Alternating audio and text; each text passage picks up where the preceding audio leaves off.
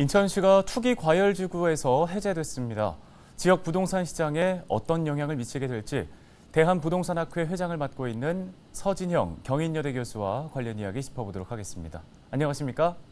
네, 안녕하십니까. 서진영입니다. 네, 전해드린 것처럼 인천이 투기과열지구에서는 해제가 됐지만 눈에 띄는 거래 회복세는 기대하기 어려울 것이라는 전망도 있습니다. 인천의 부동산 시장 어떻게 전망하고 계십니까? 인천 지역 같은 경우에는 주택 보급률도 높고 자가 거주 비율도 상당히 높습니다. 근데 이제 전국적으로 부동산 시장 자체가 이 부동산 가격 상승에 대한 피로도가 상당히 높고 앞으로 가격 상승 여력이 좀 부족하다.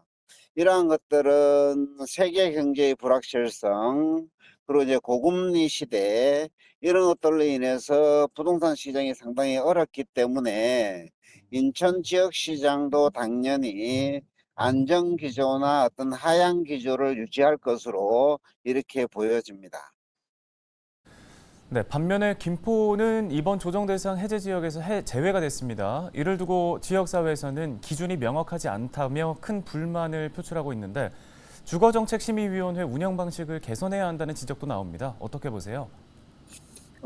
주거정책심의위원회에서 의결을 할 때는 이 정부에서 각종 지표들을 바탕으로 이제 규제 지역으로 지정을 하거나 해제를 결정하게 되는데 이 정치적인 판단들이 많이 작용을 한다 이렇게 보는 겁니다.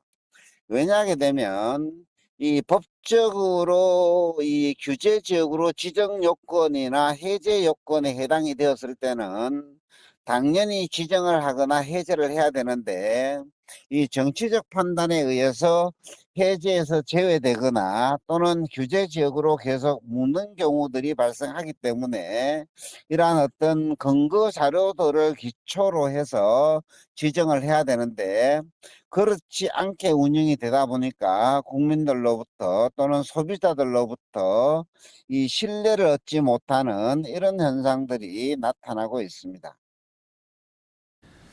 네, 눈에 띄는 주택 수요 회복을 위해서는 추가적인 규제 완화가 필요해 보이는데요. 어떻게 생각하세요? 지금 부동산 시장 자체가 초거래 절벽 사태를 맞고 있는데 이러한 사태들은 지난 문재인 정부에서 취득세 중과 보유세 중과 거래세 양도소득세 중과 이러한 산불 억제 정책, 그러니까 이제 보유 억제, 취득 억제, 매도 억제, 이러한 산불 정책들이 시장에 그대로 적용됨으로 인해서 이러한 거래 절벽 사태가 일어나고 있기 때문에 정부 여당에서는 야당과 초당적인 협조를 통해서 시장 안정화 대책이나 부동산 거래 활성화 대책들을 이제는 한 번쯤 고민할 시기가 되었지 않나 이렇게 생각을 합니다. 네, 말씀 잘 들었습니다. 여기까지 듣겠습니다. 대한부동산학회 서진형 회장이었습니다.